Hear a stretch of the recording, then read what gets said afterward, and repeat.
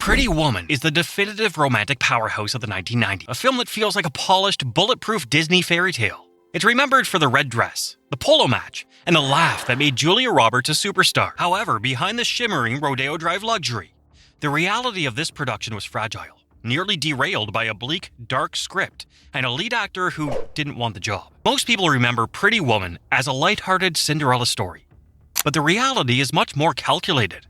It was a gritty, R-rated drama about addiction and abandonment that was surgically engineered by Disney into a romantic fantasy. Today we're looking at the 40 secrets that quietly shaped this masterpiece, and why, 30 years later, you're likely remembering the film's magic as a series of pranks, accidents, and hard-fought creative repairs. Beneath its fairy tale surface, Pretty Woman frames intimacy as a business deal in a money-driven world. It follows Edward Lewis, a ruthless corporate raider who buys and breaks companies for profit, and Vivian Ward, a restless woman working Hollywood Boulevard. What starts as a cold $3,000 arrangement, Edward hiring Vivian as his social escort for a week of high-stakes meeting, quickly becomes a psychological makeover. The film pivots from gritty power imbalance to modern myth. A luxury hotel turns into a finishing school, and a sealed-off businessman has to decide whether to drop the armor for a night in a limo ending the original script never promised. The journey of Pretty Woman didn't begin with a limousine or a shopping spree on Rodeo Drive. It began in the darkest corners of a script titled $3,000. Screenwriter J.F. Lawton's original version was a story of addiction, where Vivian Ward wasn't a wide-eyed dreamer, but a cocaine addict caught in a cycle of survival. The tone was bleak, transactional, and devoid of Hollywood sparkle. In this original version, there was no fairy tale. The script culminated in the abandonment ending, a scene where Edward Lewis throws Vivian out of his car into the dirt of an alleyway, tosses the $3,000 at her, and drives away without looking back. It was a cold business deal, intended to be a cautionary tale about the intersection of poverty and the elite. Even the most hopeful variation of this original draft was melancholic, ending with Vivian taking a bus to Disneyland alone, a metaphor for finding a fleeting, artificial independence in a world that had used her up. However, the project underwent a radical Disney transformation when it was picked up by Touchstone Pictures. The studio executives realized they had a potential hit, but only if they could perform story surgery. They insisted on shifting the narrative into a Cinderella story, a move that required the addition of the iconic opera and piano scenes late in development. These weren't just romantic flourishes. They were calculated character repairs designed to soften Edward's cold corporate exterior and justify his sudden emotional shift. This rebranding was further cemented by the selection of Roy Orbison's Oh Pretty Woman. The song wasn't just a catchy track.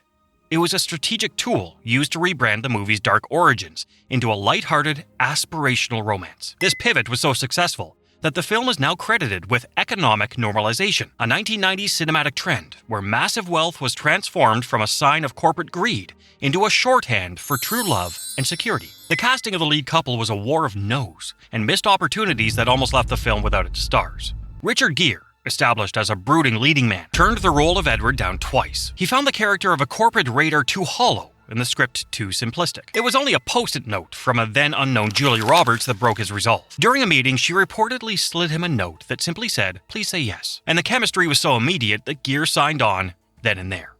Before Gere, the production was a revolving door of A-list names. Al Pacino actually performed a screen test with Roberts before declining, and even Sylvester Stallone was briefly considered for the role of the suit-wearing mogul. On the other side of the screen, the role of Vivian was rejected by nearly every major actress of the era.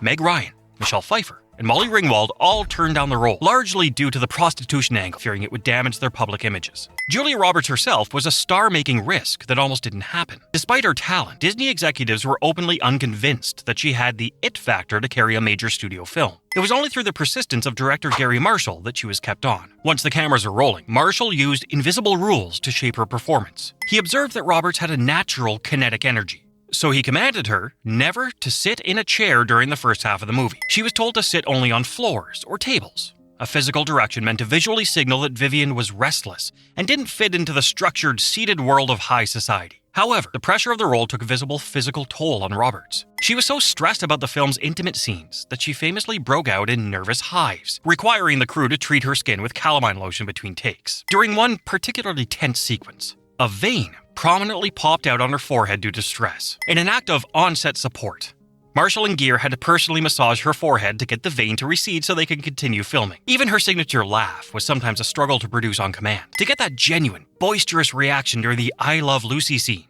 Marshall reportedly had to tickle her feet off camera to break her out of her nervous energy. This energy eventually led to one of the most famous technical accidents in cinema history. The scene where the jewelry box snaps shut on Vivian's fingers was never in the script. Richard Gere decided to play a joke on Roberts to see if he could get a real reaction out of her. The resulting laugh was so human, so unpolished, and so infectious that Marshall realized it was the soul of the movie. He kept it in, and that single moment of human friction did more to endear the character to the audience than 10 pages of dialogue could have. The technical fragility of the film extended to the wardrobe and props, which were often cobbled together through luck and persistence. Vivian's iconic red jacket at the start of the movie wasn't the work of a high-end designer.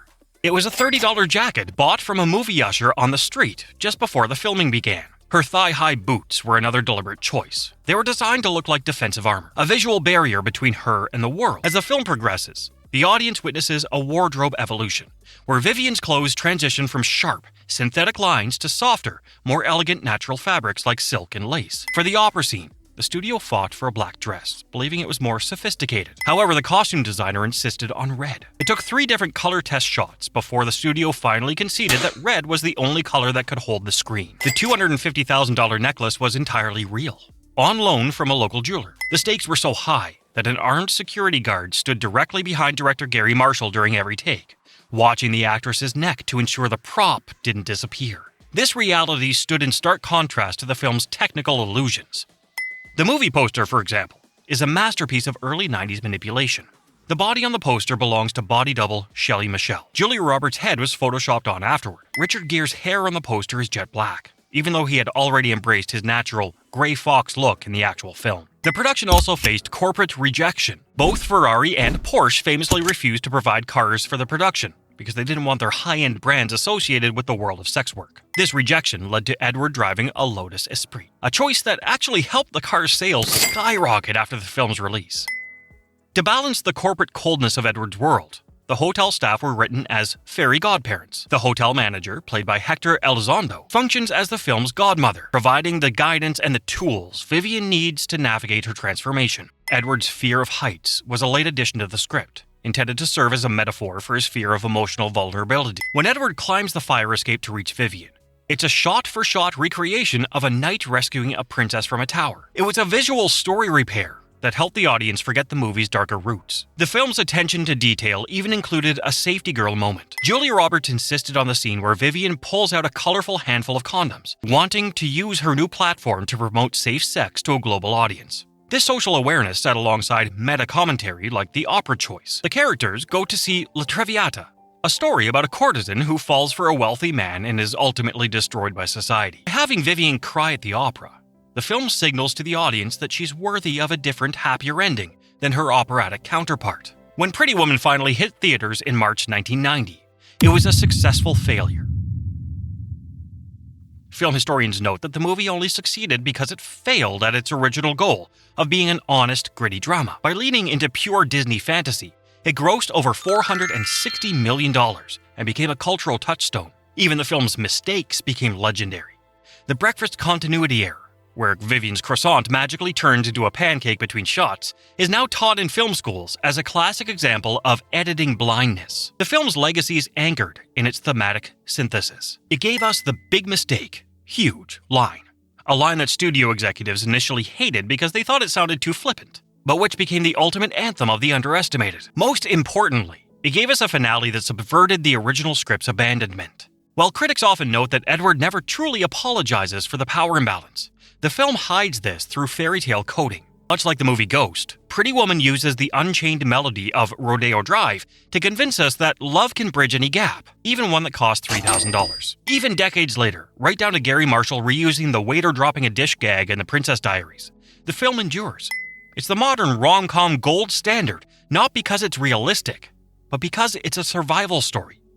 A project that was almost too dark, too awkward, and nearly never made. Pretty Woman lasts because it isn't just romance. It's about fragile identity and the staying power of the Cinderella myth in a corporate age. Built from a gritty draft and real onset nerves, every detail, from the $30 street jacket to hiring security for the jewels, was a calculated risk that turned a transaction into a cultural phenomenon.